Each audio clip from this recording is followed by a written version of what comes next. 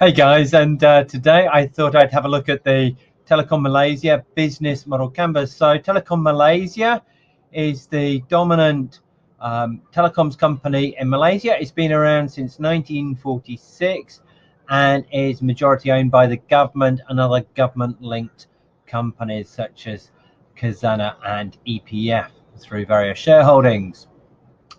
So basically, if we have a look at the value proposition, I struggled. I looked at the Telekom Malaysia website and I really didn't understand it to start with. But then I delved into the financial results and I found an investor analyst pitch deck, and I thought, aha, this makes so much more sense. So basically, they've got three core value propositions that they provide: voice calling over for the traditional landline telephones, and to a lesser extent voice over mobile. They provide internet services through their Streamix and Unify services, which they are increasing, investing massively into to bring up the speed there, both centrally in the Klang Valley and also out in the countryside, and providing large amounts of data to other telecoms companies and corporations who don't own their own network and need to move large amounts of data from one place to another. And finally, as a relatively small proportion of revenue, they provide ICT and business process outsourcing services. So these are the value propositions, and broadly speaking, the voice and the internet apply to the personal and the SMEs, and all four of them apply to the large corporate. So pretty much they're targeting anyone and everyone in a true mass market play. Voice and data are a utility. They are somewhat regulated, I believe, in Malaysia, and so everyone can potentially be a customer. How do they reach these customers? Well, in most cases, you reach them via a retail store. There's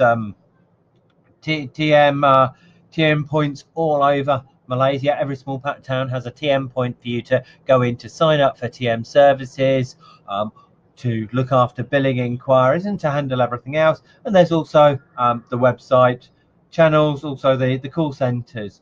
With larger corporates, there are dedicated account managers, and for the consultancy, there are the sales teams. But I haven't put these on the business model canvas as they're not really material to the overall size of TM's $11 billion in revenue per annum. So the customer relationships, because it is a mass market play, they can't do sort of really huggy fuggy, touchy feely kind of customer relationships. Yeah, they need to keep the cost down on there, especially as headcount, staffing costs are a very significant part of their cost base. So there's an awful lot of automated billing. If everything's going right, the only way that you know that you're a customer of TM each month is because you get a bill coming through the door. Then if something goes wrong, the relationships are managed either via the call centers, all through the TM points. Both, it's very structured, very systematic. The aim is to serve as many customers as possible at the lowest possible price point. So, and then the majority of TM's revenue comes in monthly subscriptions. You subscribe to a telephone package, you subscribe to a Unify data and internet package, and you pay a fixed price each month. That to a certain extent is variable as you add in additional services or you call a lot overseas, but by and large it's a monthly subscription package that gives them a very stable income flow over the short terms. Over the longer term, TM has recognized that its core voice business is slowly declining. I think revenues decreased by about 2.2% last year. Is basically the voice market is being killed by mobile phones, and increasingly nobody uses landlines. And then there is a great deal of competition in the data and internet markets, and increasingly this market space is getting commodified. It's like, who cares about the brand? Have I got fast, high volume, fast internet with a large amount of data to use? Value-added services, TM like Maxis and other companies are valiantly trying to do that, but that is revenue that is coming in down there, and it's not a material impact so far on the revenue that they get from the core value proposition. So the key resources that TM has to do all this, firstly, it's got its fiber-based network, providing great ability to move data and voice from one end of the country to the other. I think a certain large amount of the voice network is still copper for the last mile. I can be corrected on that, and that gives them the ability to sell lots of data to other providers. Other telecom companies who get a big contract with a corporate can buy data off TM or data capacity off TM because they have got this fiber-based network, and that gives them a long-term sustainable business. They've also got the underseas cables. These are connecting TM with the rest of the world. Cables going off to Japan, to the US, connecting into Europe, and forming part of the internet backbone. And this gives them a regional advantage in Southeast Asia, because so many cables land in Malaysia and then connect off to Indonesia, Thailand, the Philippines. There is the opportunity to use Malaysia as a connectivity hub, though how much that is TM's wishful thinking and how much of that is based in reality, I couldn't figure that out. And so if you know anybody who's able to give me that answer, that would be fascinating to know. The other huge advantages that TM have got, they've got a large installed user base. From 1946 until Maxis, I think, started coming in the early 90s. I haven't been in Malaysia that long, but I think it was about then that the precursors of Maxis and other mobile phone companies started coming in. Telekom Malaysia had 45-50 years of monopoly. Basically, everybody in Malaysia who had a telephone was a customer, or at least 99.99% of users. And they've kept a lot of that installed user base, in part through momentum, but it gives them a lot that they can work with.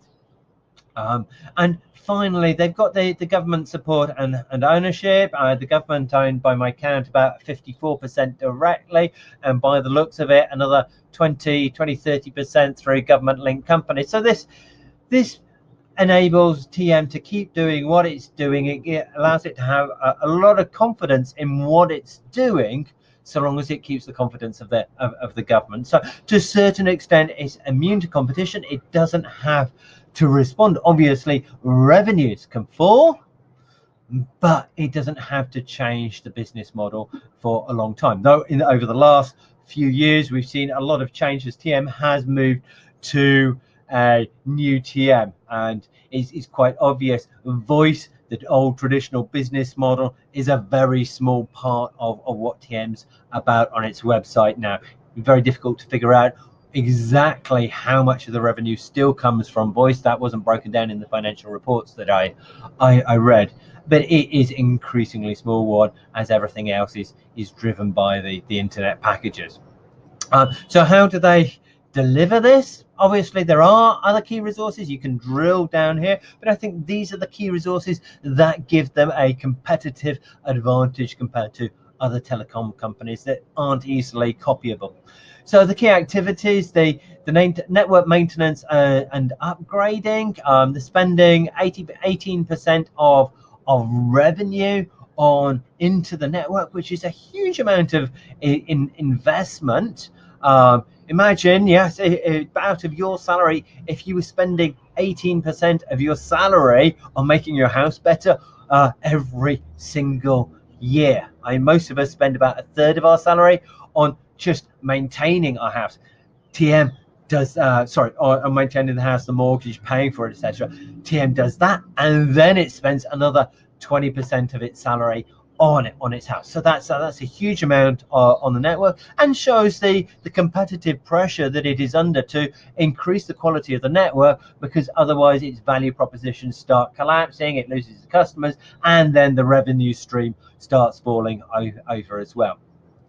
Then there's a lot the network management, keeping the network actually up and running, faults, whether it's actual physical faults or network faults or failures. And then there is the customer support, the tens of thousands of people working in call centers and retail outlets across the country. And that's the core of TM's key activities. As far as partners, obviously the Malaysian government is a very, very important partner. There's quite a lot of evidence that the Malaysian government uses TM to advance its social and political requirements, connecting the whole of the country, so the whole country can benefit from the internet boom, using it for education and training and upskilling the nation. And finally, the other key partner is the MCMC, which is it's the multimedia, is the telecoms regulator, effectively looking out for the interests of the people, the interests of the government, the interests of the telecoms community, to make sure that competition isn't too unfair. Finally, looking at the cost structure, you've got the massive amount of infrastructure that needs to be built and maintained.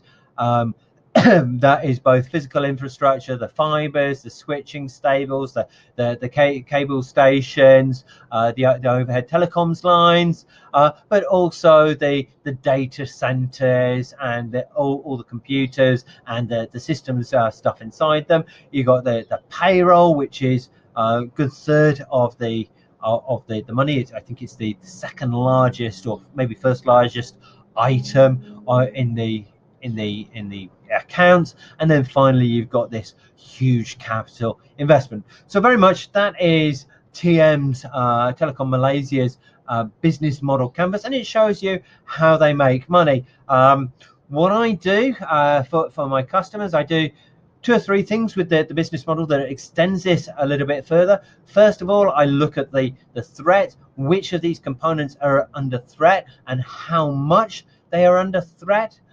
I also look at the ability of the company to actually innovate, because companies have a limited number of people who are willing and excited to take on change and make things, and it matters a great deal. If your people willing to make change are all in the call center service, it's going to be very difficult to change a lot of your key activities and change your business model. And then finally, looking at where you've got architectural rigidity in the actual business model, because things are being so optimized and so managed to deliver one thing that they lose flexibility. And I look at all this to help companies redesign their business models to move into a new era.